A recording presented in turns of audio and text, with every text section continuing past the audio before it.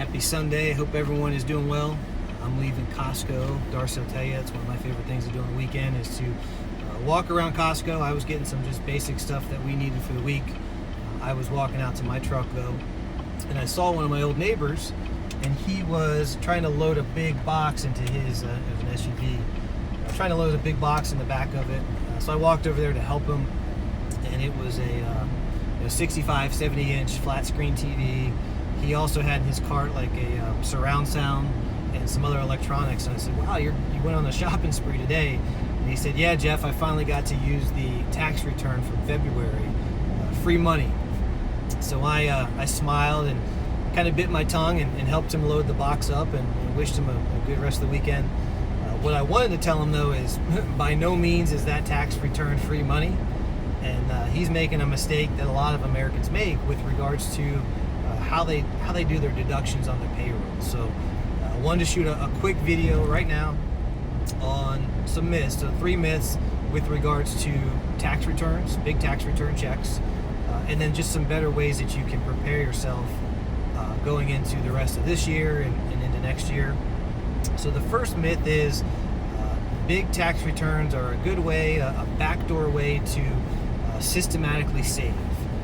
And that's good in theory, to have a little bit come out of your paycheck every couple weeks or every month, and then when you file your taxes at the end of the year, you get a tax return.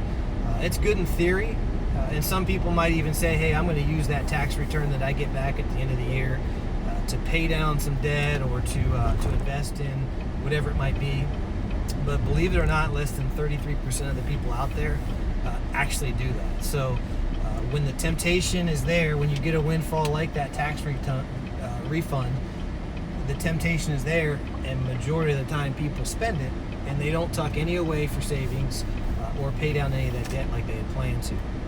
So a better alternative would be to lower your deductions and actually each paycheck or each month put that money into your 401k, a 403b, some type of investment account systematically, so that you are systematically tucking that money away and using it for savings.